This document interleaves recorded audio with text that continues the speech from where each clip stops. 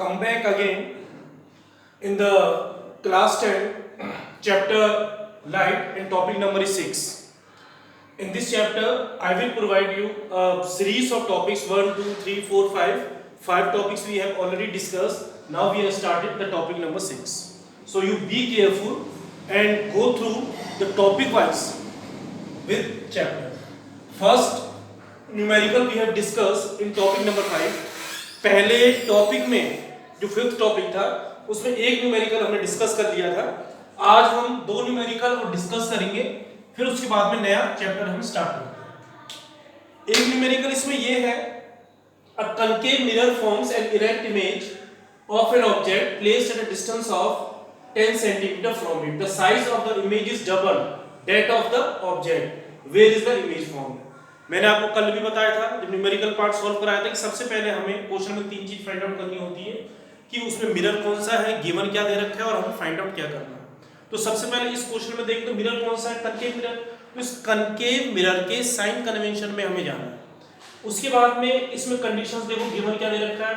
Given दो चीज दे रखी है, एक तो ऑब्जेक्ट का डिस्टेंस दे रखा है, दूसरा इसमें साइज ऑफ इमेज का साइज ऑब्जेक्ट के साइज से डबल दे रखा है. इमेज का साइज ऑब्जेक्ट के साइज से कैसा है, डबल. तो सबसे पहले हम गिवन चीज लिख देते हैं इसमें, a concave mirror forms an erect image of an object placed.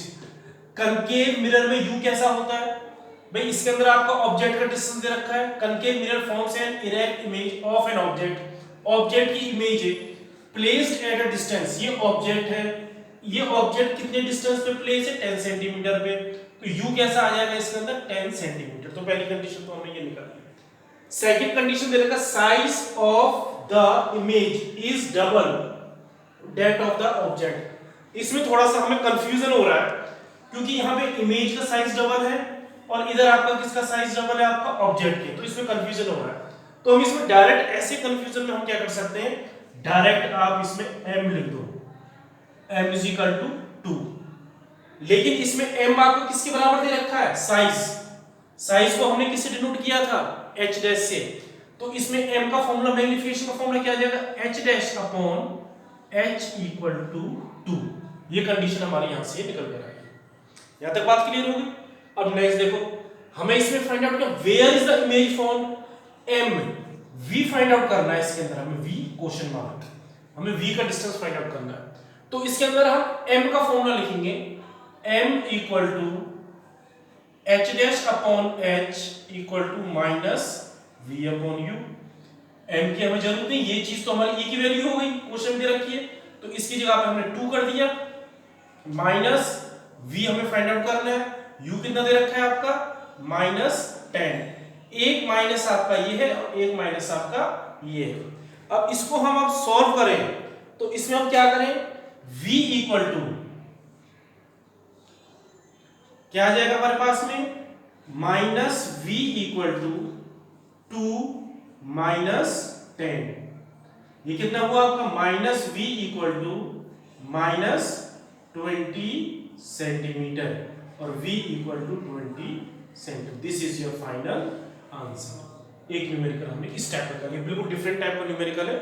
मैं आपको तीनों न्यूमेरिकल्स आपके बिल्कुल डिफरेंट टाइप्स के करा रहा हूं जो थोड़ा सा अलग अलग आप टाइप के करिए, एग्जाम में आपको हेल्प रहेगी. नेक्स्ट क्वेश्चन लेते हैं हम इसमें. अब नेक्स्ट में the image formed by convex mirror. पहले क्या फाइंड आउट करना है हमें, मिरर. पहले में मिरर कौन सा दिया हुआ था आपका, कनकेव. हमने इसका कनकेव के साइन अकॉर्डिंग से ये लिया था, साइन कन्वेंशन के. ये हमने m 2 कैसे लिया, 2 इस वजह से लिया, m आपका डबल दे रखा था और यहाँ पे कंडीशन आपकी इरेक्ट दे रखी है. ठीक है, इरेक्ट. इरेक्ट के साथ है वर्चुअल, और इरेक्ट क्या होती है, प्रिंसिपल एक्सिस के ऊपर. इस वजह से यहाँ पे हमने m पॉजिटिव लिया. ये मैंने आपको m की कंडीशन लिखवा दी थी जब मैग्नीफिकेशन कराया था. अब इसके अंदर हमें कन्वेक्स मिरर है. सबसे पहले कन्वेक्स मिरर, कन्वेक्स मिरर का साइन कन्वेंशन याद रखना है. फोकल लेंथ कितनी दे रखी है इसके अंदर, 30 सेंटीमीटर. तो कन्वेक्स की फोकल लेंथ कैसी होती है, पॉजिटिव. तो f इज इक्वल टू कितना आ जाएगा हमारे इसके अंदर, f आ गया 30 सेंटीमीटर. ठीक है, पहली कंडीशन हमारी क्लियर. नेक्स्ट देखो, a quarter of the object. ठीक है, इसमें भी quarter of the object they रखा है. तो क्वार्टर वही सेम, कंफ्यूजन हो आप इसमें h में, h डैश में, v में, तो आप उन सबको छोड़ो, सिर्फ m इज इक्वल टू 1/4. एक चीज इसमें ध्यान रखना है कि इस क्वार्टर का अपन 1/4 होता है, तो सेंटीमीटर मीटर थोड़ी है, तो मैग्नीफिकेशन दे रखा है कि मैग्नीफिकेशन की हमारी कोई भी एसआई यूनिट नहीं होती। ये पहचानने के तरीके होते हैं क्वेश्चन के अंदर। तो क्वार्टर ऑफ ऑब्जेक्ट आपका इतना ही है 1/, ये आपका h डैश था। अब हम इसमें क्या करेंगे, minus v upon u, magnification का फॉर्मूला क्या होता है, minus v upon u is equal to 1/4। हमें इसमें फाइंड आउट क्या करना है, आपको u फाइंड आउट करना है, u is equal to question mark. अब इसको हम सॉल्व करना स्टार्ट करें।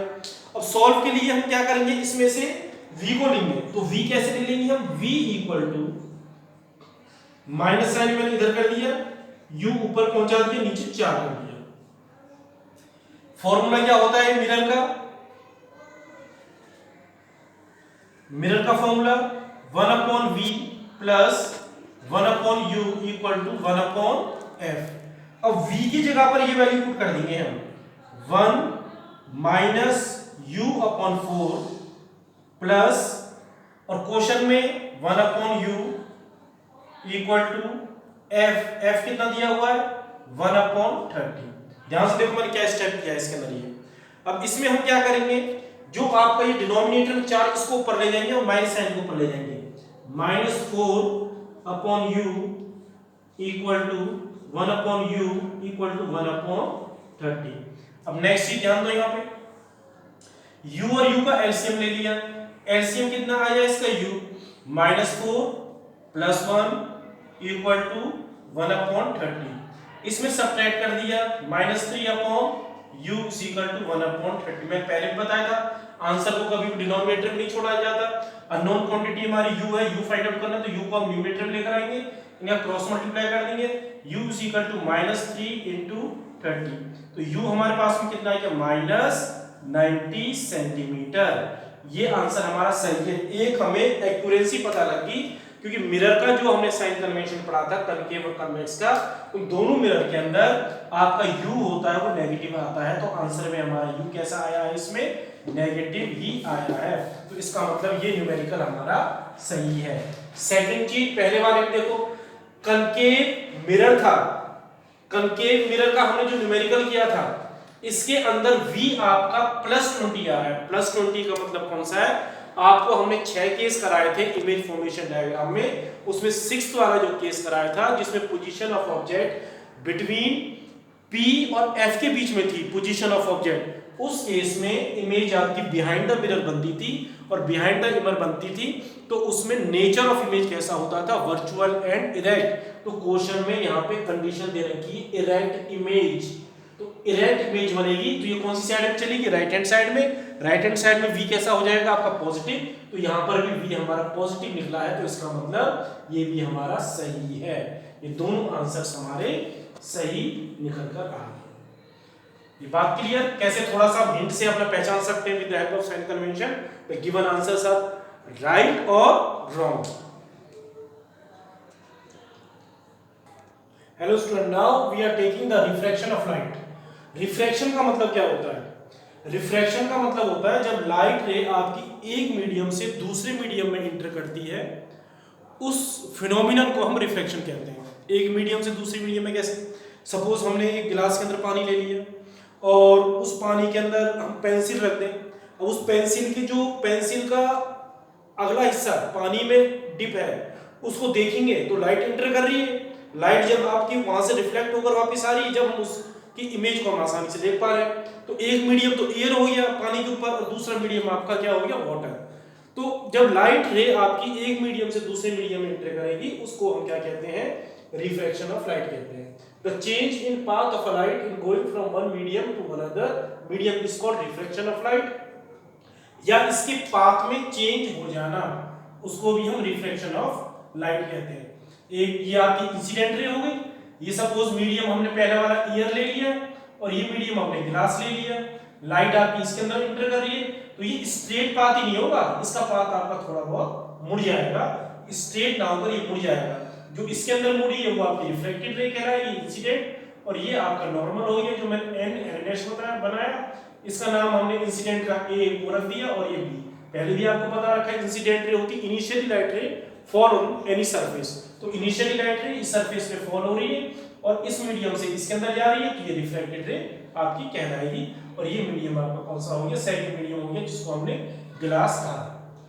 कुछ डेफिनेशंस दे रहे हैं इसके रिलेटेड और हमारा सारा पॉइंट ही क्लियर हो जाएगा। सबसे पहले हम रेयर मीडियम क्या होता है। रेयर मीडियम आपका वो मीडियम है, रेयर मीडियम जिसके अंदर स्पीड ऑफ लाइट मैक्सिमम हो, उसको हम रेयर मीडियम कहते हैं। फॉर एग्जांपल के लिए जैसे हम यहां से 100 मीटर दौड़ने के लिए बोले आपसे, तो 100 मीटर आप मेरे ख्याल से 2 मिनट में, 1.5 मिनट में या 3 मिनट में उस डिस्टेंस को कवर कर लोगे, या उससे भी कम डिस्टेंस टाइम में उसको कवर कर लोगे। लेकिन उसी 100 मीटर के रेंज में अगर हम पानी भर देते हैं तो आपका वही डिस्टेंस 100 मीटर को कवर करने का 20 मिनट का टाइम भी लग सकता है, 30 मिनट का टाइम भी लग सकता है। तो हमारी पानी भरने पर जो हमारी स्पीड हो गई पानी के अंदर चलने की, वो स्पीड कैसी हो गई, कम। जहां पर हमारी स्पीड कम है उसी मीडियम को हम क्या कहेंगे, डेंसर मीडियम कहेंगे। और जब पानी हमने नहीं भरा हुआ था, जब वैसे ही हम 100 मीटर की दौड़ लगा रहे थे तो काफी स्पीड से दौड़ लगा रहे थे, वो मीडियम आपका रेयर मीडियम कहलाएगा। मतलब कि जिसके अंदर हमारी दौड़ने की स्पीड कैसी थी, ज्यादा थी। तो रेयर मीडियम आपका वो मीडियम होता है speed of light is maximum.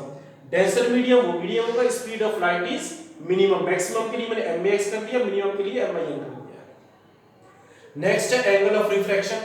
जब लाइट रे आपकी इंसिडेंट रे रिफ्रैक्टेड हो गई, ये रिफ्रैक्टेड रे, ये नॉर्मल। रिफ्रैक्टेड रे और नॉर्मल के बीच में जो एंगल बनेगा वो आपका एंगल ऑफ रिफ्रैक्टेड होगा। सेम जैसे हमने पहले पढ़ा था कि नॉर्मल और इंसिडेंट रे के बीच में जो एंगल बनता था उसको हम बोलते थे एंगल ऑफ इंसिडेंस।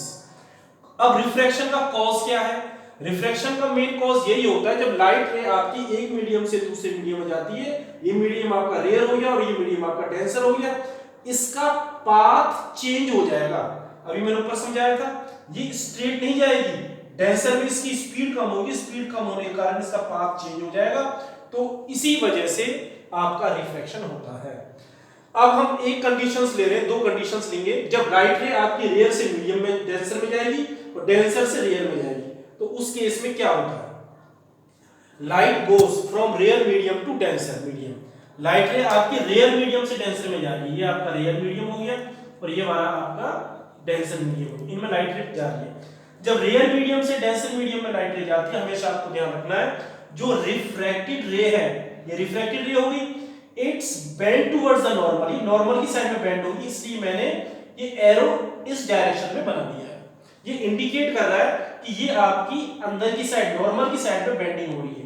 और इस केस में एंगल आई हमेशा बड़ा होगा और एंगल आर आपका छोटा होगा। एग्जांपल के लिए सपोज ये एंगल आपका 40 डिग्री का है तो ये एंगल आपका 30 का हो सकता है, ये आपका 30 का है तो ये आपका 20 का हो सकता है, ये 60 का है तो ये आपका 30 का या 40 का हो सकता है। मतलब ये एंगल हमेशा बड़ा होगा, ये छोटा होगा। इसी वजह से मैंने लिखा that is angle I is greater than angle are.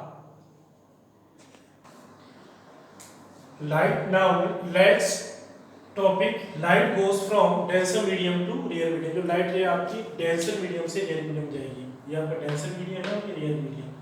अब लाइट रे जब डेंसर से जा रही है तो यही हमारी इंसिडेंट रे हो जाएगी, ये रिफ्रैक्टेड रे हो जाएगी। अब इस केस में क्या होगा, स्पीड ऑफ लाइट यहाँ पर मैक्सिमम हो जाएगी और यहाँ पर कैसी थी, मिनिमम। तो मैक्सिमम होने के कारण ये नॉर्मल से अवे बेंड हो जाएगी, it's bends away from the normal. तो जब नॉर्मल से अवे हो जाएगी ये, जब लाइट रे डेंसर से रियल में आ रही है, तो ये वाला angle, angle of incidence is less और angle R is more. Refracted ray bends away from the normal, that is angle I is less than angle R. अगर ये 30 डिग्री का होगा तो ये आपका 40 का हो सकता है, ये सपोज 50 का है तो ये 60 का हो सकता है, ये 20 का है तो ये 30 का हो सकता है। नेक्स्ट ले रहे हैं लॉस ऑफ रिफ्लेक्शन, रिफ्रैक्शन। आपके दो लॉस हैं, एक तो रिफ्लेक्शन का लॉस था जो मिरर वाले में था, और इसमें आपका लॉस ऑफ रिफ्रैक्शन आता है। रिफ्रैक्शन का हमने मीनिंग आपको बता दिया था और थोड़ा सा एक सिंपल वे में मैं डिफाइन कर देता हूँ। किसी भी चीज में से लाइट रे का आर पार हो जाना, उसी को हम रिफ्रैक्शन कहते हैं, जिसके कारण कोई ऑब्जेक्ट हमें ट्रांसपेरेंट दिखाई देता है। जैसे आपकी विंडो, ग्लास के विंडो प्लेन्स होते हैं जो घर में लगे होते हैं, गाड़ियों के शीशे होते हैं, गाड़ी के अंदर बैठ जाते हैं और बाहर की चीजें हमें सारी दिखाई देती हैं, वो एक रिफ्लेक्शन का ही फिनोमेना है। लाइट रे आपकी आर पार पास हो रही है, उसमें से लाइट रे पास हो रही है, उसको हम रिफ्लेक्शन कहेंगे। तो पहला लॉ क्या है, जो हमारा रिफ्लेक्शन का लॉ था वो सेम इसका आ जाता है, इंसिडेंट रे, रिफ्रैक्टेड रे and normal all are lie on the same plane and same point of interference. Interference का मतलब दो फेसों को आपस में जोड़ रहा है, interference of two media. The incident ray, refracted ray and the normal all lie in the same plane at the point of incidence on the interference of two media. पहले वाले में कोई प्रॉब्लम नहीं होगी, फिर से मैं एक बार बता देता हूँ, ये आपकी इंसिडेंट रे, रिफ्रैक्टेड रे, नॉर्मल एक ही सरफेस पर एक ही पॉइंट पर लाई करते हैं, जो इंटरफेरेंस जो आपका सरफेस दो मीडियम को आपस में जोड़ता है। सेकंड लॉ है, सेकंड लॉ क्या है, ये आपकी रेशियो है, ratio of sine of angle of incidence to the sine angle of refraction. Sine, इसका साइन आई और साइन आर का रेशियो है, इसको सेकंड लॉ कहते हैं। The ratio of sine of angle of incidence to the sine of angle of refraction is a constant, ये आपका second law कहलाता है, इसको हम रिफ्रैक्टिव इंडेक्स भी कहते हैं। सेकंड लॉ को लिखा कैसे जाएगा, sin i upon sin r is equal to constant equal to n, n आपका रिफ्रैक्टिव इंडेक्स का सिंबल है, n की जगह पर हम म्यू भी लिख देते हैं बहुत सी किताबों में, इसको ऐसे भी लिख देते हैं n21, ये n है x नहीं है, n21, इस वन को हम आगे भी लिख देते हैं ऐसे, और इस वन को हम इधर भी लिख देते हैं कभी, और यहाँ पर भी लिख देते हैं। दिस इज ऑल्सो, इसको हम क्या कहते हैं, ये आपका स्नेल्स लॉ भी कहलाता है। इंपॉर्टेंट है, कभी पूछ लिया जाता है व्हाट इज स्नेल्स लॉ, तो स्नेल्स लॉ में आपको सेकंड लॉ को डिफाइन करना है, और इसको बोलेंगे कैसे, is called refractive index of second medium. इस सेकंड मीडियम का रिफ्रैक्टिव इंडेक्स है विद रिस्पेक्ट टू फर्स्ट। जो मैंने पीछे लिखा ये विद रिस्पेक्ट टू आएगा, जो आगे लगा ये विद रिस्पेक्ट टू आएगा, मीडियम इसका मतलब कि जो पहला है ये पहला मीडियम हो गया, सेकंड वाला ये हो गया आपका टेंशन। अगर हम इनको चेंज कर देते 2 1 कर देते तो दूसरा मीडियम आपका इधर आ जाता और पहला मीडियम आपका ये आ जाता। क्लियर? तो आपके लॉस ऑफ रिफ्लेक्शन के दो लॉस हैं जो अभी हमने डिस्कस कर लिए। हाँ, नेक्स्ट है रिलेटिव रिफ्रैक्टिव इंडेक्स। अभी से पहले हमने रिफ्रैक्टिव इंडेक्स पढ़ लिया था, रिफ्रैक्टिव इंडेक्स क्या होता है, और हमने ये पढ़ा था कि रिफ्रैक्टिव इंडेक्स आपके नहीं, रिफ्रैक्टिव इंडेक्स हम पढ़ रहे हैं, और रिफ्रैक्टिव इंडेक्स के आपके टू टाइप्स होते हैं, एक रिलेटिव एब्सोल्यूट रिफ्रैक्टिव इंडेक्स होता है, एक आपका रिलेटिव इंडेक्स होता है। सबसे पहले हम रिफ्रैक्टिव इंडेक्स ले रहे हैं। रिफ्रैक्टिव इंडेक्स क्या है? रिफ्रैक्टिव इंडेक्स की डेफिनेशन है it is a ratio of velocity of light in vacuum or air to the velocity of light in any medium. The velocity of light from rare medium to denser medium, ऐसे भी हम इसको कह सकते हैं कि एक मीडियम वैक्यूम हो या एक मीडियम हो आपका, उसको भी हम कह सकते हैं। तो रिफ्रैक्टिव इंडेक्स को n या म्यू से डिनोट करते हैं। Velocity of light in vacuum or air, इसको हमने c से डिनोट कर दिया, और velocity of light in medium को हमने v से डिनोट कर दिया। इस फॉर्मूले को हम ऐसे कह सकते हैं v1 v2, v1 है आपका velocity of light in rare medium और v2 है velocity of light denser medium. एक चीज अब इसको ध्यान रखना है आपको कि मैंने यहाँ पे 1 लिखा है, तो ये 1 है, ये आपका न्यूमरेटर में आएगा, ये इंडिकेट करेगा रेयर मीडियम को, और मैंने पीछे यहाँ पे 2 लिखा है, जो ये 2 लिखा है आपका ये वाला 2, ये 2 इंडिकेट कर देगा डेंसर मीडियम को। अगर मैं इसको ऐसे भी लिख देता तो एक ही चीज थी, इक्वल टू करके इसको n21, तो ये आपको पहला वाला जो लास्ट में लिखा हुआ ये रेयर मीडियम को इंडिकेट करता न्यूमरेटर को, और ये आपका किसको इंडिकेट करता डेंसर मीडियम को। तो इसमें कंफ्यूज नहीं होना, बहुत सी किताबों में अलग अलग तरीके से ये दे रखा है आपका रिफ्रैक्टिव इंडेक्स। तो रियर मीडियम की वेलोसिटी लाइट और ये डेंसर मीडियम की वेलोसिटी। रिफ्रैक्टिव 1 n2 को हमने क्या कहा, refractive index of medium 2 with respect to medium 1। v1 क्या है, speed of light in medium first, v2 है speed of light in medium second. अब नेक्स्ट ले रहे हैं, इस रिफ्रैक्टिव इंडेक्स की टाइप्स भी होती हैं, और वो टाइप्स क्या है, पहली टाइप है आपका absolute refractive index, second type है आपकी रिलेटिव रिफ्रैक्टिव। मैं आपको शॉर्ट में ही और ऐसा समझा रहा हूं दिमाग में वो चीजें सेट हो जाएंगी बिल्कुल। Absolute refractive index, absolute refractive index में जो रेयर मीडियम होता है उसके अंदर हमेशा एयर या वैक्यूम आएगा, तो इसलिए विद रिस्पेक्ट टू मैंने एयर लिख दिया है। विद रिस्पेक्ट टू आपका मीडियम न्यूमरेटर वाला ही तो होगा, इसमें अभी हमने पढ़ा था refractive index of medium second with respect to first, इसको ऊपर लिखेंगे और इस मीडियम को सेकंड लिखेंगे। तो ऊपर वाला मीडियम आपका एयर हो गया, तो एयर की स्पीड ऑफ लाइट कितनी होती है 3 × 10⁸, और ये आपका कोई भी मीडियम हो सकता है, ये मीडियम आपका फिक्स होगा, मेरा कहने का मतलब ये है ऊपर वाला, तो इसको हम एब्सोल्यूट रिफ्रैक्टिव इंडेक्स कहते हैं। नेक्स्ट है relative refractive index. Relative refractive index में आपके दोनों मीडियम कोई भी हो सकते हैं, डेंसर रेयर, ये आपको मैंने फिर इंटरचेंज कर दिया, ऊपर नीचे कोई भी मीडियम उसे with respect to another medium, कोई इसमें पर्टिकुलर एक मीडियम होना जरूरी नहीं है, इसमें मीडियम आपके चेंज हो सकते हैं। तो ये आपकी रिलेटिव रिफ्रैक्टिव इंडेक्स है। n, इसको हम आगे भी लिख सकते हैं n/1, जो आगे चीज लिखी जाएगी वो आपको ऊपर पहुंच जाएगा, जो बाद में लिखी जाएगी वो चीज नीचे आ जाएगी। इसको ऐसे भी नोटेशन किया जा सकता है, इसको ऐसे भी, ये पीछे लिखी हुई चीज ये ऊपर गई और ये आगे लिखी हुई नीचे, ऐसे भी लिखा जा सकता है इसको। तो इनमें कंफ्यूज नहीं होता, मैं आपको दोनों तरह से लिख के बता रहा हूँ कि किताबों में हर किताब, जितनी भी आप अलग अलग किताब पढ़ोगे उसमें इन चीजों को अलग अलग दे रखा है। मैंने यहाँ पे n से डिनोट कर रखा है, बहुत सी किताबों में म्यू दे रखा है, इसमें म्यू, तो म्यू भी सही है, n भी सही है। तो रिलेटिव रिफ्रैक्टिव इंडेक्स में दोनों मीडियम आपके अलग अलग हो सकते हैं, कोई फिक्स मीडियम नहीं होगा, लेकिन एब्सोल्यूट में एक मीडियम आपका एयर ही होगा विद रिस्पेक्ट टू एयर। इसमें आपका जैसे ये था V2 अलग मीडियम था, V1 अलग मीडियम था, अब यहाँ पे V2 आ गया, V1 आ गया, ये रिलेटिव कहलाता है। कुछ हम इंपॉर्टेंट पॉइंट्स ले रहे हैं रिफ्रैक्टिव इंडेक्स के बारे में। एब्सोल्यूट रिफ्रैक्टिव इंडेक्स होता है, इसकी जो वैल्यू होती है हमेशा, absolute is always greater than 1, absolute refractive index की हमेशा वैल्यू 1 से ज्यादा होगी। अगर 1 से ज्यादा आ रही है न्यूमेरिकल में तो इसका मतलब आपका एब्सोल्यूट रिफ्रैक्टिव इंडेक्स है।